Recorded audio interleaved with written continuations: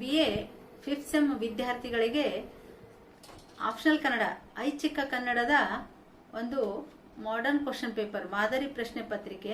ಇದರಲ್ಲಿ 10 ಅಂಕಗಳಿಗೆ ಯಾವ ರೀತಿ ಪ್ರಶ್ನೆಗಳು ಕೇಳಬಹುದು ಒಂದು ಅಂದಾಜಿನ ಮೇಲೆ ನಿಮಗೆ ನಾನು ಪ್ರಶ್ನೆಗಳನ್ನು ತೆಗೆದಿದ್ದೀನಿ. ಮತ್ತೆ ನಿಮಗೆ ಸ್ವಲ್ಪ ಸಹಾಯ ಆಗ್ಲಿ ಅನ್ನೋ ಕಾರಣಕ್ಕೆ ಥಟ್ಟನೆ ಆ ಉತ್ತರಗಳು ನೀವು ಓದಿದ ತಕ್ಷಣ ನೆನಪಿಗೆ ಬರಲಿ ಅನ್ನೋದಕ್ಕೆ ಕೆಲವೊಂದು 4-5 ಸಾಲಿನಲ್ಲಿ ಆ ಉತ್ತರಗಳನ್ನ ಹೇಳಿದ್ದೀನಿ. ನೋಡೋಣ ಅಂತ.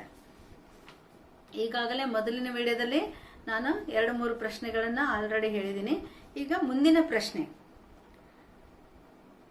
ನವ್ಯ ಸಾಹಿತ್ಯದ ಪರಿಕಲ್ಪನೆಗಳನ್ನು ಗುರುತಿಸಿರಿ ಅಥವಾ ನವ್ಯ ಸಾಹಿತ್ಯದ ಲಕ್ಷಣಗಳು ಯಾವ್ಯಾವು ವಿವರಿಸಿರಿ. ಇಲ್ಲಿ ಪರಿಕಲ್ಪನೆಗಳು ಅಥವಾ ಲಕ್ಷಣಗಳು ಯಾವ ರೀತಿ ಅನ್ನೋದನ್ನ ನೋಡೋಣ ಅಂತ.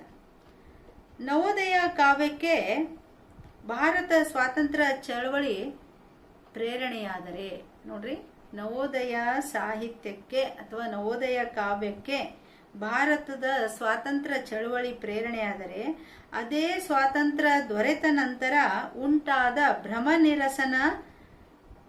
ನಿರಸನವೇ ನವ್ಯ ಕಾವ್ಯಕ್ಕೆ ವಸ್ತುವಾಯಿತು. 1950ರಲ್ಲಿ ಮುಂಬೈಯಲ್ಲಿ ನಡೆದ ಕನ್ನಡ ಸಾಹಿತ್ಯ ಸಮ್ಮೇಳನದ ಸಂದರ್ಭದಲ್ಲಿ ಗೋಕಾಕರ ಭಾಷಣದಲ್ಲಿ ಸಾಹಿತ್ಯ ಬರೀ ಸತ್ಯ ಇಲ್ಲವೇ ಸೌಂದರ್ಯ ಅನ್ನಿಸಿಕೊಂಡು ನಿಲ್ಲದೆ ಸಮತ್ವವನ್ನು ಚಿತ್ರಿಸಬೇಕಾಗಿದೆ. ಅಲ್ಲಿ ಪ್ರಗತಿಶೀಲ ಸಾಹಿತ್ಯ ಸಂದರ್ಭದಲ್ಲಿ ಅನಕ್ರವರು ಇದೇ ರೀತಿ ಹೇಳಿದ್ರು. ಇಲ್ಲಿ ಏನಂತಂದ್ರೆ ಗೋಕಾಕ್ ಅವರು ಈ ರೀತಿ ಹೇಳ್ತಾ ಇದ್ದಾರೆ, ಇದು ಅಮೃತ ತತ್ವಗಳ ಸಮೀಕರಣವಾಗಬೇಕಾಗಿದೆ. ಅವಾಗ ಮುಂದೆ ಅಡಿಗರು ಏನ್ ಹೇಳ್ತಾರಂದ್ರೆ 20ನೇ ಶತಮಾನದಲ್ಲಿ ಕಾವ್ಯಗಳನ್ನ ಹೊಸ ದಿಕ್ಕಿಗೆ ತಿರುಗಿವೆ, ಪರಿವರ್ತನಗೊಂಡಿವೆ ಅಂತ ಹೇಳಿದ್ರು. ಯಾಕಂದ್ರೆ ಅಡಿಗರು ಪ್ರಾಸವನ್ನ ಬಳಸದೆ ಕಾವ್ಯಗಳನ್ನ ರಚಿಸುವಂತಹ ಒಂದು ಹೊಸ ಒಂದು ಪದ್ಧತಿಯನ್ನ ಆರಂಭಿಸಿದ್ರು. ಇಲ್ಲಿ ಪಾಶ್ಚಾತ್ಯರ ಕೆಲವು ಲೇಖಕರು ಸಹ ಏನಂದ್ರೆ ಈ ನವ್ಯ ಕವಿಗಳು ಅಥವಾ ನವ್ಯ ಸಾಹಿತ್ಯವನ್ನ ಯಾವ ರೀತಿ ಸೃಷ್ಟಿಸಿದರು ಮತ್ತು ಪಾಶ್ಚಾತ್ಯರ ಪ್ರೇರಣೆ ಇವರ ಮೇಲೆ ಅಥವಾ ಪ್ರಭಾವ ಯಾವ ರೀತಿ ಆಯ್ತು ಅನ್ನೋದಕ್ಕ ಅವ್ರು ಯಾರ್ಯಾರು ಅನ್ನೋದನ್ನ ನೋಡೋಣ. T.S. ಎಲಿಯಟ್, ಆಡೆನ್, ಲಾರೆನ್ಸ್, ಕಾಮೋ, ಬೆಕೆಟ್ ಮೊದಲಾದ ಪಾಶ್ಚಾತ್ಯ ಸಾಹಿತಿಗಳ ಪ್ರಭಾವ ನವ್ಯದವರ ಮೇಲಾಯಿತು. ಬದುಕಿನ ಬಗೆಗೆ ಆಲೋಚಿಸುತ್ತಿದ್ದವನು ಸಾವಿನ ಬಗೆಗೆ ಆಲೋಚಿಸತೊಡಗಿದ. ಅಲಂಕಾರಿಕ ಭಾಷೆಯ ಬದಲಾಗಿ ನೇರ ನುಡಿ, ಪ್ರಾಸದ ಹುಚ್ಚು ತೊರೆದು ನೇರ ಮಾತುಗಳು, ಹೀಗೆ ನವ್ಯ ಕಾವ್ಯ ಸಾಮಾನ್ಯ ಓದುಗನಿಗೆ ಕಬ್ಬಿಣದ ಕಡಲೆಯಾಯಿತು. ಇವೆಲ್ಲ ನವ್ಯ ಸಾಹಿತ್ಯದ ಪರಿಕಲ್ಪನೆಗಳು, ನವ್ಯ ಸಾಹಿತ್ಯದ ಲಕ್ಷಣಗಳು ಎನ್ನಬಹುದು. ಕಬ್ಬಿಣದ ಕಡಲೆ ಅಂತ ಯಾಕಂತಂದ್ರೆ ಇಲ್ಲಿ ನಾವು ಮೊದಲೇ ಹಿಡ್ಕೊಂಡು ಒಂದು ಹಳೆಗನ್ನಡ, ನಡುಗನ್ನಡ ಇವನ್ನೆಲ್ಲ ಸರಳೀಕರಣವಾಗಿ ಓದ್ಕೊಟ್ಟು ಬಂದಂತವರಿಗೆ ಆಗಿನ ಒಂದು ಸಂದರ್ಭದಲ್ಲಿ ಸಹಜವಾಗಿ ತಮ್ಮ ಮನಸ್ಸಿಗೆ ಬಂದಿದ್ದು ಕೆಲವು ವಿಚಾರಗಳನ್ನ ಅಲ್ಲಿ ಹಾಕಿ ತಾವು ಏನ್ ಅನ್ಕೊಂಡಿದ್ದು ಅದೇ ಹೇಳ್ತಾ ಇದ್ರಲ್ಲ, ಭ್ರಮ ನಿರಸನದಲ್ಲಿ ಕಾವ್ಯಗಳು ಹುಟ್ಕೊಳಿಗತ್ತವು. ಅದಕ್ಕಾಗಿ ಇಲ್ಲಿ ಸಹಜವಾಗಿ ಎಲ್ಲರಿಗೂ ಏನಂದ್ರೆ ಅವರ ಮಾತಿನ ಒಳ ಅರ್ಥ, ಭಾಷೆಯ ಒಳ ನುಡಿ ಅವರಿಗೆ ಗೊತ್ತಾಗದಂತ ಆಯ್ತು. ಇದು ನವ್ಯಾನ ಅಂತ ಘಟ್ಟ ಬಹಳ ದಿವಸ ಮುಂದುವರಿಲಿಲ್ಲ ಅಂತೂ ಸಹ ಅಲ್ಲಿ ಸಾಹಿತ್ಯದಲ್ಲಿ ಹೇಳ್ಕೊತ ಹೋಗ್ತಾರೆ ಪಠ್ಯದಲ್ಲಿ.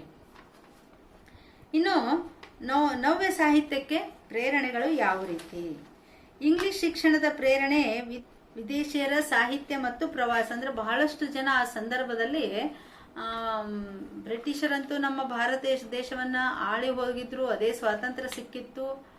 ಆಮೇಲೆ ಸ್ವಾತಂತ್ರ್ಯ ಸಿಗೋದಕ್ಕಿಂತ ಮುಂಚೆನೂ ಎಷ್ಟೋ ನಮ್ಮ ಲೇಖಕರು ಸಾಹಿತಿಗಳು ಹೊರದೇಶಕ್ಕೆ ಹೋಗಿ ಓದಿ ಬಂದಿದ್ರ, ಪಾಶ್ಚಾತ್ಯ ಭಾಷೆವನ್ನ ಓದಿ ಬಂದಂತವ್ರು. ಅದಕ್ಕಾಗಿ ಇಲ್ಲಿ ಪ್ರವಾಸ ಅಂತ ಹೇಳ್ತಾರವ್ರು.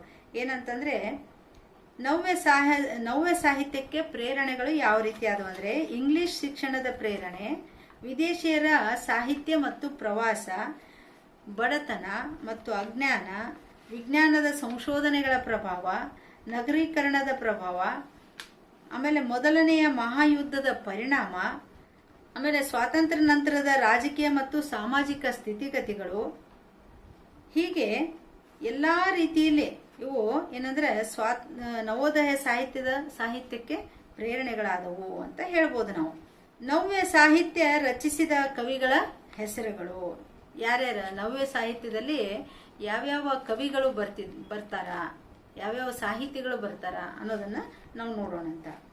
Ramachandra Sharma, GS Shivarudrappa, KS Nisar Ahmed, Narasimhaswamy, UR Ananthamurthy, NS Lakshminarayana Bhatta, Lankesh, Venkatesh ಮೂರ್ತಿ ಮುಂತಾದವರನ್ನು ನವ್ಯ ಕವಿಗಳೆಂದು ಹೆಸರಿಸಬಹುದು.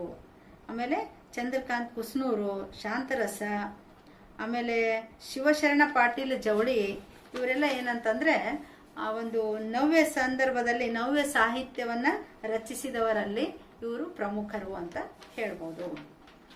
ಇಷ್ಟು ನವ್ಯ ಸಾಹಿತ್ಯ. ಯಾಕಂದ್ರೆ ನವ್ಯ ಸಾಹಿತ್ಯದಲ್ಲಿ ಹೆಚ್ಚು ಕಾವ್ಯಗಳು ಕವಿತೆಗಳು ಹುಟ್ಟುಕೊಳ್ಳಿಲ್ಲ, ಆಮೇಲೆ ಅದರಲ್ಲಿ ಸಾಹಿತ್ಯ ಹೆಚ್ಚು ರಚನೆಗೊಳ್ಳಿಲ್ಲ. ಅದಕ್ಕೆ ನವ್ಯ ಸಾಹಿತ್ಯದ ಒಂದು ಸಂಕ್ಷಿಪ್ತ ಮಾಹಿತಿ ನಿಮ್ಮ ಎದುರು ನಾನು ಇಟ್ಟೆ. ಇನ್ನ ನೆಕ್ಸ್ಟ್ ಇನ್ನೊಂದು ಪ್ರಶ್ನೆ, ದಲಿತ ಬಂಡಾಯ ಸಾಹಿತ್ಯದ ಪ್ರೇರಣೆ ಮತ್ತು ಧೋರಣೆಗಳನ್ನು ಗುರುತಿಸಿರಿ. ಇಲ್ಲಿ ದಲಿತ ಬಂಡಾಯ ಒಂದು ನಾಣ್ಯದ ಎರಡು ಮುಖಗಳಿದ್ದಂತೆ. ಇದಕ್ಕೆ ಸಂಕ್ಷಿಪ್ತವಾದಂಥ ಒಂದು ಉತ್ತರವನ್ನ ನಾನು ಇಲ್ಲಿ ಹೇಳಿ ಪ್ರಯತ್ನ ಪಡ್ತೀನಿ. ಪ್ರಶ್ನೆ ಏನು? ದಲಿತ ಬಂಡಾಯ ಸಾಹಿತ್ಯದ ಪ್ರೇರಣೆ ಹಾಗೂ ಧೋರಣೆಗಳನ್ನು ಗುರುತಿಸಿರಿ. 1975 ಜೂನ್ 25ರಂದು ದೇಶದಲ್ಲಿ ತುರ್ತು ಪರಿಸ್ಥಿತಿ ಜಾರಿಗೆ ಬಂದಾಗ ರಾಜಕೀಯ ಕ್ಷೇತ್ರದಲ್ಲಿ ಬಿರುಗಾಳಿ ಬೀಸತೊಡಗಿತು. ಮಾರ್ಕ್ಸ್ವಾದ, ಲೋಹಿಯಾವಾದ, ಅಂಬೇಡ್ಕರ್ ವಾದಗಳು ತೀವ್ರ ಪ್ರಭಾವ ಬೀರಿದವು. 1979ರಲ್ಲಿ ಕರ್ನಾಟಕ ರಾಜ್ಯ ಬಂಡಾಯ ಸಾಹಿತ್ಯ ಸಂಘಟನೆ ಅಸ್ತಿತ್ವಕ್ಕೆ ಬಂದಿತು ಹಾಗೂ ಬೆಂಗಳೂರಲ್ಲಿ ಬಂಡಾಯ ಸಾಹಿತ್ಯ ಸಮ್ಮೇಳನ ಜರುಗಿತು. ಸಾಮಾಜಿಕ ವ್ಯವಸ್ಥೆಯ ಅಸಮಾನತೆಯ ವಿರುದ್ಧ ಈ ನೆಲದ ಅನಿವಾರ್ಯತೆಗಾಗಿ ಬಂಡಾಯ ಹುಟ್ಟಿದೆ. ಜನಸಾಮಾನ್ಯರ ಬದುಕೆ ಇದರ ಮುಖ್ಯ ವಸ್ತುವಾಗಿದೆ. ಬಡವರು, ಶೋಷಿತರು ಈ ಕಾವ್ಯದ ನಾಯಕರಾಗಿದ್ದಾರೆ.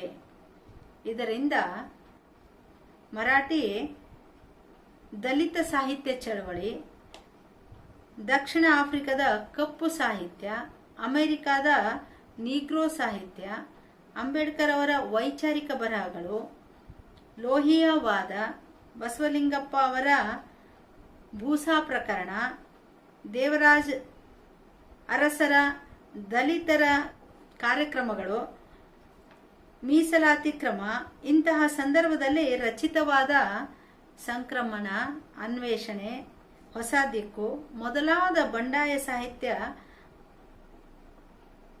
ಪತ್ರಿಕೆಗಳು ಈ ಎಲ್ಲ ಪ್ರಭಾವಗಳಿಂದ ದಲಿತ ಬಂಡಾಯ ಸಾಹಿತ್ಯದ ಮೇಲೆ ತೀವ್ರವಾದ ಸ್ವರೂಪ ಪಡೆಯಿತು ಅಥವಾ ತೀವ್ರವಾದ ಒಂದು ಸ್ವರೂಪ ಪಡೆದುಕೊಂಡಿತು. ಇಷ್ಟೆಲ್ಲ ಏನಂದ್ರೆ ಬಂಡಾಯ ಸಾಹಿತ್ಯದ ಮೇಲೆ ಹೇಗೆ ಪರಿಣಾಮ ಬೀರ್ತು, ಸಾಹಿತ್ಯ ಅದರಿಂದ ಯಾವ ರೀತಿ ದಲಿತರ ಮೇಲೆ ಮತ್ತು ಬಂಡಾಯ ಅನ್ನುವಂಥದ್ದು, ದಲಿತ ಬಂಡಾಯ ಅನ್ನೋಂಥ ಶೋಷಿತರ ಮೇಲೆ ಅಲ್ಲಿ ಈ ಒಂದು ಸಾಹಿತ್ಯದ ಮುಖಾಂತರ ಹೇಗೆ ಗುರುತಿಸಲಾಯಿತು ಅನ್ನೋದನ್ನ ಈ ಒಂದು ನಾವು ವಿಷಯದಲ್ಲಿ ನಾವು ನೋಡ್ಕೊಂಡಿವಿ. ಇನ್ನ ದಲಿತ ಬಂಡಾಯ ಸಾಹಿತ್ಯದ ಧೋರಣೆಗಳು, ಸಮಾಜದಲ್ಲಿಯ ಅದಕ್ಕೆ ಸ್ವಲ್ಪ ಸಂಕ್ಷಿಪ್ತ ಉತ್ತರ. ಸಮಾಜದಲ್ಲಿಯ ಗೊಡ್ಡು ಸಂಪ್ರದಾಯಗಳು ಖಂಡಿಸುವುದು. ಉದಾಹರಣೆ ಹೇಳ್ತಾರೆ ಯಾವ ರೀತಿ ಗೊಡ್ಡು ಸಂಪ್ರದಾಯ ಅನ್ನೋದಕ್ಕೊಂದು ಸಂಕ್ಷಿಪ್ತ ಉದಾಹರಣೆ ಕೊಡ್ತಾರೆ.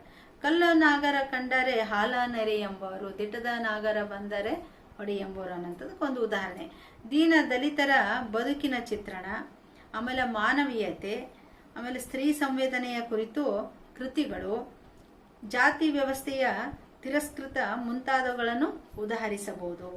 ಬಂಡಾಯದ ಗರ್ಭದಲ್ಲಿಯೇ ದಲಿತ ಪ್ರಧಾನವಾದ ಆಶಯ ಅಡಗಿದೆ.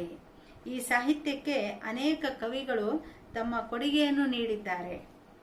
ಸಿದ್ದಲಿಂಗಯ್ಯ, ಬರಗೂರು, ಮೋನ ಜವರಯ್ಯ, ಅಗಸನಕಟ್ಟಿ, ಚಂಪಾ ಅರವಿಂದ್ ಮಾಲ್ಗತ್ತಿ, ತೇಜಸ್ವಿ ಕಟ್ಟಿಮನಿ, ರಂಜಾನ್ ದರ್ಗಾ, ಶಂಕರ್ ಕಟಗಿ, ಸತ್ಯಾನಂದ್ ಪಾತ್ರೋಟ್,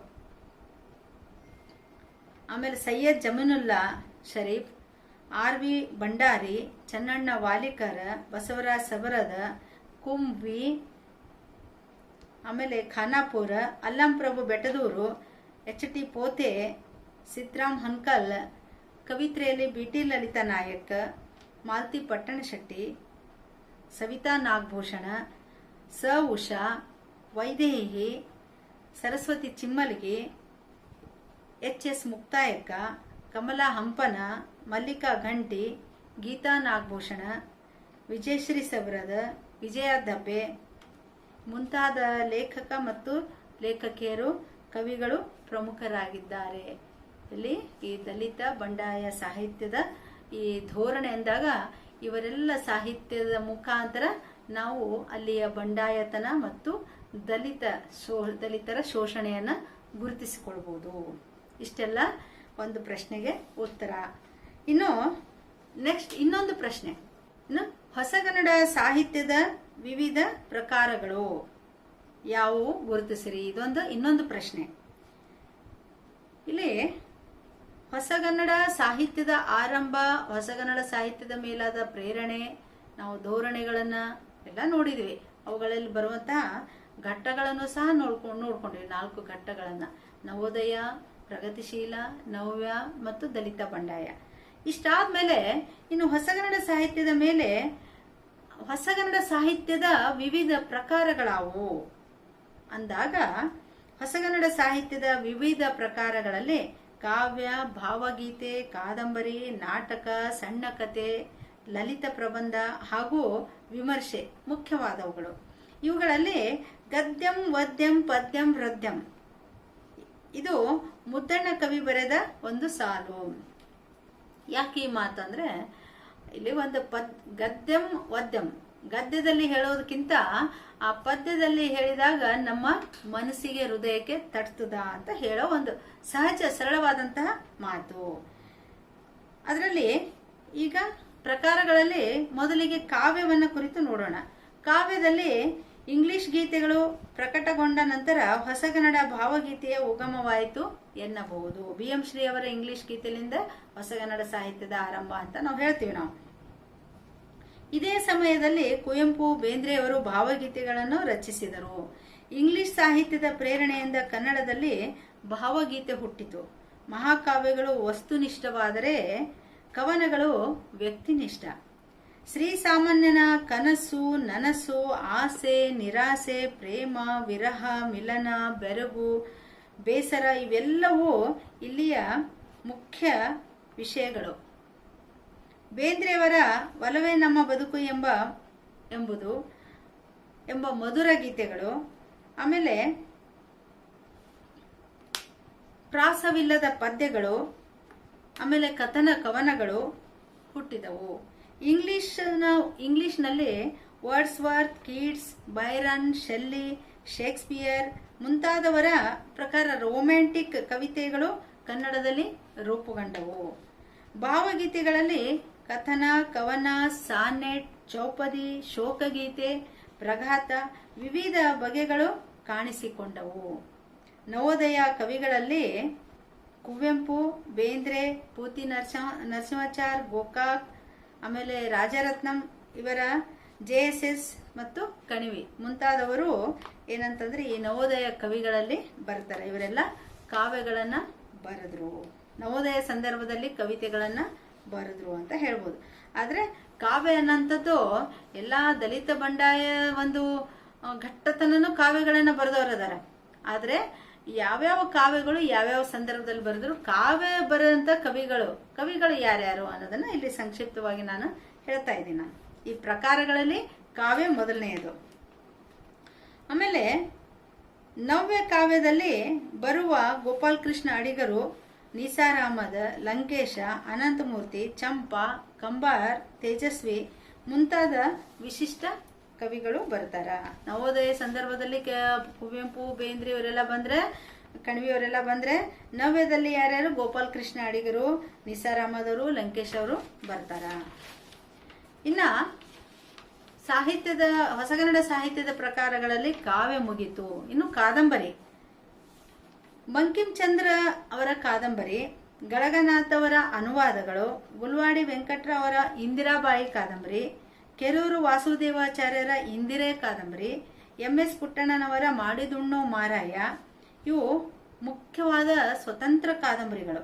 ಮುಂದೆ ಗಾಂಧೀಜಿಯವರ ವಿಚಾರಧಾರೆಯಿಂದ ಪ್ರಭಾವಿತರಾದ ಶ್ರೀ ಶಿವರಾಮ್ ಕಾರಂತರ ದೇವದೂತರು, ಚೋಮನದುಡಿ, ಮೂಕಜ್ಜಿಯ ಕನಸುಗಳು, ಮರಳಿ ಮಣ್ಣಿಗೆ, ಇವು ಕಾರಂತರದಾದ್ರೆ. ಅನಕ್ರ ಅವರದು ಜೀವನ ಯಾತ್ರೆ, ಸಂಧ್ಯಾರಾಗ ಇವೆರಡು. ಶ್ರೀರಂಗ ಅವರದು ವಿಶ್ವಾಮಿತ್ರ, ರಾಮಶ್ರೀ ಅವರದು ಚಾಳಂ ಗೋಕಾರ್ ಇಜ್ಜೋಡ್, ಇದು ಒಂದು ಕಾದಂಬರಿ. ಕುವೆಂಪು ಅವರ ಕಾನೂರು ಹೆಗ್ಗಡತಿ, ಇವು ಮುಂತಾದವ ಕಾದಂಬರಿಗಳು. ಇನ್ನು ಕಥನ ಸಾಹಿತ್ಯ, ಕಾದಂಬರಿಗಳಾದ್ಮೇಲೆ ಆ ಹೊಸಗನ್ನಡ ಸಾಹಿತ್ಯದ ಪ್ರಕಾರಗಳಲ್ಲಿ ಕಥನಗಳು ಯಾವ ರೀತಿ, ಆಯಾ ಜನಾಂಗದ ಆಚರಣೆ, ಆಚಾರ, ವಿಚಾರ, ನಡೆ, ನುಡಿ, ಸಂಪ್ರದಾಯ, ಪದ್ಧತಿ, ಕಲೆ, ಸಾಹಿತ್ಯ, ವೈದ್ಯ, ಮಂತ್ರ, ಮಾಟ, ತಂತ್ರ ಮುಂತಾಗಿ ತಲೆತಲಾಂತರದಿಂದ ಬಾಯಿಂದ ಬಾಯಿಗೆ, ಊರಿಂದ ಊರಿಗೆ, ಯುಗದಿಂದ ಯುಗಕ್ಕೆ ಸಾಗಿ ಬಂದವು. ಜಾನಪದ ಪರಂಪರೆಯಲ್ಲಿ ಬರುವ ದಾಸರ ಕಥೆಗಳು, ಕೀರ್ತನಕಾರರ ಕಥೆಗಳು, ದೃಷ್ಟಾಂತ ಕಥೆಗಳು, ಗೊಂದಲಿಗರ ಕಥೆಗಳು, ಕುಂಬಾರರ ಕಥೆಗಳು, ಯಕ್ಷಗಾನ, ಕುರುಬರ ಕಥೆಗಳು, ದೊಡ್ಡಾಟ, ಸಣ್ಣಾಟ, ಲಾವಣಿ ಹಾಡುಗಳ ಕತೆ, ಕಾಗೆ ಗುಬ್ಬಕ್ಕನ ಕಥೆಗಳು, ನಾಯಿ ನರಿಯ ಕಥೆಗಳು, ಕಳ್ಳರ ಕತೆ, ಸಾಹಸಿಗರ ಕತೆ, ನೀತಿ ಕತೆ, ರಾಜ ರಾಣಿಯರ ಕತೆ, ಹೀಗೆ ಜಾನಪದ ಸಾಹಿತ್ಯದಲ್ಲಿ ಅಗಣಿತ ಕಥೆಗಳು ಅಡಗಿವೆ. 1920ರಲ್ಲಿ ಪ್ರಕಟವಾದ ಶ್ರೀನಿವಾಸರ ಮಾಸ್ತಿ ಅವರ ಸಣ್ಣ ಕಥೆಗಳು, ವಾಸುದೇವಾಚಾರ್ಯರ ಪತ್ತೆದಾರಿಯ ಕಥೆಗಳು, 1900ರಲ್ಲಿ ಮಂಗಳೂರಿನ ಸುವಾಸಿನಿ ಮಾಸಪತ್ರಿಕೆಯಲ್ಲಿ ಪಂಜೆ ಮಂಗೇಶ್ರಾಯರ ನನ್ನ ಚಿಕ್ಕ ತಾಯಿ ನನ್ನ ಚಿಕ್ಕ ತಂದೆ, ಈ ಒಂದು ಕತೆ, ಆನಂದ ಕಂದರ ನಾ ಕೊಂದ ಹುಡುಗಿ, ಇನ್ನೊಂದು ಕತೆ ಕೊನೆಯ ಎಂಟಾಣೆ. ಹೀಗೆ ಕತೆಗಳನ್ನು ರಚಿಸಿದವರಲ್ಲಿ ಹೊಸಗನ್ನಡದ ಒಂದು ಯುಗದಲ್ಲಿ ಆಧುನಿಕ ಕನ್ನಡ ಸಾಹಿತ್ಯದ ಆರಂಭದ ಘಟ್ಟದಲ್ಲಿ ನವೋದಯ, ಪ್ರಗತಿಶೀಲ, ನವ್ಯ, ದಲಿತ, ಬಂಡಾಯತನ ಕತೆಗಳು ಯಾರ್ಯಾರು ಯಾವ್ಯಾವ ಕತೆಗಳನ್ನ ಬರೆದ್ರು, ಎಂತೆಂಥ ಕತೆಗಳನ್ನ ಬರೆದ್ರು, ಪೌರಾಣಿಕತೆ, ಐತಿಹಾಸಿಕ ಕತೆಗಳು, ಸಾಮಾಜಿಕ ಕತೆಗಳು, ನೀತಿ ಕತೆಗಳು, ಇವೆಲ್ಲವೂ ಬಂದವು. ಅದೇ ಸಾಹಿತ್ಯದ ಪ್ರಕಾರಗಳಲ್ಲಿ ನಾಟಕ ಪರಂಪರೆಯು ಒಂದು. ಕಾವ್ಯ, ಕತೆ, ಕಾದಂಬರಿಯಂತೆ ನಾಟಕವು ಸ್ವತಂತ್ರ ಸಾಹಿತ್ಯ. ನಾಟಕ ದರ್ಶನವು ಜನಸಾಮಾನ್ಯರಲ್ಲಿ ಸ್ಪಂದಿಸುವ ಮಿಶ್ರಿತ ಗುಣವಿದೆ ಅಥವಾ ವಿಶೇಷ ಗುಣವಿದೆ. ನಾಟಕ ಭಾವನೆಗೆ ಬಣ್ಣ ಬಳೆದು ರಂಗತಂತ್ರಗಳನ್ನು ನೋಡಿ ಸಭಿಕರೆಲ್ಲ ರಸಾನುಭವ ಪಡೆಯುವುದರಲ್ಲೇ ನಾಟಕಕಾರರಿಗೆ ಆನಂದ ಸಿಗುತ್ತದೆ. ಈ ಒಂದು ನಾಟಕ ಸಾಹಿತ್ಯ ಪ್ರಕಾರಗಳಲ್ಲಿ ಭಿನ್ನವಾದಂಥದ್ದು ಮತ್ತು ಹೆಚ್ಚು ಮಹತ್ವಪೂರ್ಣವಾದಂಥದ್ದು. 19ನೆಯ ಶತಮಾನದ ಕೊನೆಯಲ್ಲಿ ಚಾಮರಾಜ ಒಡೆಯರ ಕರ್ನಾಟಕ ನಾಟಕ ಸಭೆ ಎಂಬ ಒಂದು ನಾಟಕ ಕಂಪನಿ ಪ್ರಾರಂಭವಾಯಿತು. ಕೀಚಕನ ವಧೆ, ಸೀತಾ ಅಪಹರಣ ಮುಂತಾದವುಗಳಲ್ಲದೆ ಜಾನಪದ ಮಟ್ಟುಗಳಾದ ಯಕ್ಷಗಾನ, ಬಯಲಾಟಗಳು ಈ ಅವಧಿಯಲ್ಲಿ ಹುಟ್ಟಿಕೊಂಡವು. ಗರುಡ ಶ್ರೀನಿವಾಸರಾಯರು, ಕಂದಗಲ್ಲ ಹನುಮಂತರಾಯರು ಮುಂತಾದವರು ನಾಟಕದ ಉತ್ತಮ ಕೃತಿಗಳನ್ನು ನೀಡಿದರು. ಮುಂದೆ ಕೈಲಾಸಮವರು, ಪರ್ವತವಾಣಿಯವರು, ಕುವೆಂಪು ಅವರು ಕುರುಕ್ಷೇತ್ರ, ಬೆರಳಿಗೆ ಕೊರಳ್ ಈ ನಾಟಕವನ್ನು ಬರೆದರೆ, ಕಾರಂತರು ಗರ್ಭಗುಡಿ, ಬಿತ್ತಿದ ಬೆಳೆ ಅನ್ನುವಂಥ ನಾಟಕವನ್ನು ಬರೆದರು.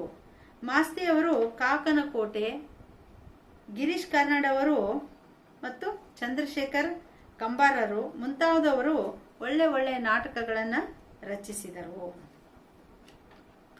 ಈ ನಾಟಕಕಾರರಲ್ಲಿ ಶಾಂತ ಕವಿಗಳು ನಾಟಕಕ್ಕಾಗಿಯೇ ಉಷಾಹರಣ ಅಂತ ಒಂದು ನಾಟಕದ ಕೃತಿಯನ್ನ ರಚಿಸಿದ್ರವರು. ಹೀಗೆ ನಾಟಕವನ್ನ ಬರೆಯೋದು ಅಷ್ಟು ಸುಲಭದ ಮಾತಲ್ಲ. ಯಾಕಂದ್ರೆ ಆ ನಾಟಕವನ್ನ ನೋಡಿದ ತಕ್ಷಣನೇ ಅಲ್ಲಿ ನೋಡುಗರ ಮನಸ್ಸಿನೊಳಗೆ ಏನಂತಂದ್ರೆ ಇದು ಈಗ ನಡೀತಾ ಇದೇನೋ ಅನ್ನೋದು. ಪೌರಾಣಿಕದಲ್ಲಿ ಯಾವಾಗೋ ಆಗಿರುವಂತ ಘಟನೆಗಳನ್ನ, ಆಗಿ ಹೋದಂತ ವಿಷಯಗಳನ್ನ ಈಗಿನ ಸ್ಥಿತಿಯೊಳಗೆ ಅದು ನಡೀತದೆ, ನಮ್ಮ ಮುಂದೆ ಕಣ್ಣ ಮುಂದೆ ಕಟ್ಟುವಂತೆ ಅವರು ಆ ಒಂದು ಭಾವನೆಗಳನ್ನ, ಆ ರಸಗಳನ್ನ ತುಂಬಿಕೊಂಡು ಅವರು ನಾಟಕವನ್ನು ಮಾಡಬೇಕು. ನಾಟಕ ಮಾಡೋದಕ್ಕಿಂತ ಮುಂಚೆ ನಾಟಕ ಬರೆಯೋದು ಅಷ್ಟೇ ಮುಖ್ಯವಾದಂಥದ್ದು. ಈ ರೀತಿ ಇಂಥ ಕವಿಗಳು ನಾಟಕಗಳನ್ನ ಬರೆದ್ರು. ಇನ್ನು ಲಲಿತ ಪ್ರಬಂಧ. ಆಧುನಿಕ ಸಾಹಿತ್ಯದ ಪ್ರಕಾರಗಳಲ್ಲಿ ಪ್ರಬಂಧವು ಒಂದು. ಈ ಕ್ಷೇತ್ರದಲ್ಲಿ ಕಾರ್ಯನಿರ್ವಹಿಸಿದ ಮುಖ್ಯ ಲೇಖಕರೆಂದರೆ ತೀನಂ ಶ್ರೀಕಂಠಯ್ಯನವರು, ಗೋರೂರು ರಾಮಸ್ವಾಮಿ ಅಯ್ಯಂಗಾರ್ ಅವರು, ಕುವೆಂಪು ಅವರು, ಆರಾಮಿತ್ರರು ಮುಂತಾದವರು. ಇಲ್ಲಿ ಲಲಿತ ಪ್ರಬಂಧ ಅಂದಾಗ ಇಲ್ಲಿ ಪ್ರಬಂಧಗಳಲ್ಲಿ ಬಹಳ ಮುಖ್ಯವಾಗಿ ಪ್ರಬಂಧಗಳನ್ನು ರಚಿಸಿದವರ ಹೆಸರುಗಳನ್ನು ನಾನು ಸಂಕ್ಷಿಪ್ತವಾಗಿ ಕೊಟ್ಟಿನಿ. ಇನ್ನೂ ಹೆಚ್ಚಿನ ರೀತಿಯಲ್ಲಿ ಪ್ರಬಂಧಕಾರರದರ, ಅದನ್ನು ನೀವು ಆ ಪ್ರಶ್ನೆ ಬಂದ್ರೆ ಅದನ್ನ ಬರೀರಿ, ಆದ್ರೆ ಸ್ವಲ್ಪ ಓದಿಟ್ಕೊಡ್ರಿ ನೀವೆಲ್ಲ. ಆಮೇಲೆ ಆತ್ಮಚರಿತ್ರೆ. ಜೀವನ ಚರಿತ್ರೆಯಂತೆ ಆತ್ಮಚರಿತ್ರೆಯು ಕನ್ನಡದಲ್ಲಿ ಅಪರೂಪವಾದಂತಹ ಒಂದು ಸಾಹಿತ್ಯ. ವ್ಯಕ್ತಿ ತನ್ನ ಗುಣ, ಸ್ವಭಾವ, ಪ್ರಾಂಚಲ ಮನಸ್ಸಿನಿಂದ ಹೇಳಿಕೊಳ್ಳುವುದೇ ಈ ಒಂದು ಆತ್ಮಚರಿತ್ರೆಯ ಉದ್ದೇಶವಾಗಿದೆ. ಮೊದಲಿಗೆ ಗಾಂಧೀಜಿಯವರ ಆತ್ಮಚರಿತ್ರೆ, ಶಿವರಾಮ್ ಕಾರಂತರ ಹುಚ್ಚು ಮನಸ್ಸಿನ 10 ಮುಖಗಳು, ಆಮೇಲೆ ಗುಬ್ಬಿ ವೀರಣ್ಣನವರ ಕಥೆಯೇ ಕಾಯಕ, ಶ್ರೀನಿವಾಸರ ಭಾವ, ದೇ ಜವರೇಗೌಡ ಅವರ ಹೋರಾಟದ ಬದುಕು, ಕುವೆಂಪು ಅವರ ನೆನಪಿನ ದೋಣಿಯಲ್ಲಿ, ಲಂಕೇಶ್ ಅವರ ಹುಳಿಮಾವಿನ ಮರ ಮುಂತಾದ ಕೃತಿಗಳನ್ನು ನಾವು ನೋಡಬಹುದು. ಈಗ ಸಂಕ್ಷಿಪ್ತವಾಗಿ ಒಂದು 5-6 ಸಾಹಿತಿಗಳ ಕೃತಿಗಳನ್ನು ನಾನಿಲ್ಲಿ ಹೇಳಿದ್ದೀನಿ. ಆತ್ಮಚರಿತೆಯೂ ಸಹ ಹೊಸಗನ್ನಡ ಸಾಹಿತ್ಯದ ಪ್ರಕಾರಗಳಲ್ಲಿ ಒಂದು. ಇನ್ನು ಕೊನೆಯದಾಗಿ ಸಾಹಿತ್ಯದ ವಿಮರ್ಶೆ. ಇಂಗ್ಲಿಶಿನ ಲಿಟ್ರರಿ ಕ್ರಿಟಿಸಿಸಂ ಎಂಬ ಶಬ್ದಕ್ಕೆ ಸಂವಾದಿಯಾಗಿ ಕನ್ನಡದಲ್ಲಿ ಸಾಹಿತ್ಯ ವಿಮರ್ಶೆ ಎಂಬ ಶಬ್ದ ಬಳಸಲಾಯಿತು. Aristotle, Plato, Sidney, Sigmund Freud ಇವರೆಲ್ಲ ಪಾಶ್ಚಾತ್ಯ ಕವಿಗಳಾದರೆ Tinam Shri, Giraddi Govindaraj, P Lankesh, GSS, UR Ananthamurthy ಮುಂತಾದ ಸಾಹಿತಿಗಳು ಈ ಒಂದು ವಿಮರ್ಶಾ ಕ್ಷೇತ್ರದಲ್ಲಿ ಬಹಳಷ್ಟು ಕೃಷಿ ಮಾಡಿದಂಥವರು. ಹೀಗೆ ಹೊಸಗನ್ನಡ ಸಾಹಿತ್ಯದಲ್ಲಿ ಸಾಹಿತ್ಯ ವಿಮರ್ಶೆಯು ಒಂದು ಪ್ರಕಾರ ಅಂತ ಹೇಳ್ಬೋದು. ಒಟ್ಟಿನಲ್ಲಿ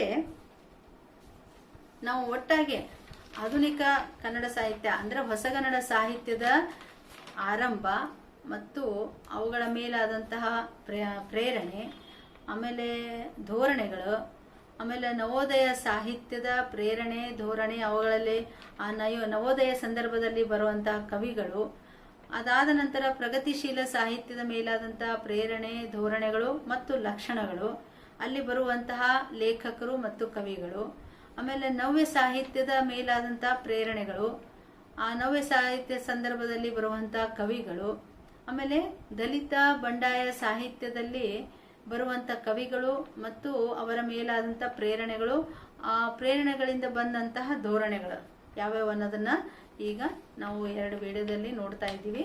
ಮತ್ತೆ ಮುಂದೆ ಏನಂದ್ರೆ ಹೊಸಗನ್ನಡ ಸಾಹಿತ್ಯದ ಪ್ರಕಾರಗಳು ಯಾವ್ಯಾವು ಅಂದಾಗ ನಿಮ್ಗೆ ಇಷ್ಟೆಲ್ಲ ನಾವು ಉತ್ತರವನ್ನು ಹೇಳಿದ್ದೀನಿ. ಸರಿಯಾಗಿ ಒಂದು ಸಲ ನೀವು ನೋಡಿಕೊಂಡು ಆಮೇಲೆ ಇದಕ್ಕೆ ಸಂಬಂಧಪಟ್ಟಂಗೆ ಇನ್ನೂ ಹೆಚ್ಚಿನ ರೀತಿಯಲ್ಲಿ ನೀವು ಸ್ವಲ್ಪ ಓದಬೇಕು. ಆಮೇಲೆ ಅದಕ್ಕೆ ನೀವು ಪ್ರತಿಯೊಂದು 10 ಮಾರ್ಕ್ಸಿನ ಪ್ರಶ್ನೆಗೆ ನೀವು ಸರಿಯಾಗಿ ಉತ್ತರ ಬರೀತೀರಂತ ನನ್ನ ಅನಿಸಿಕೆ.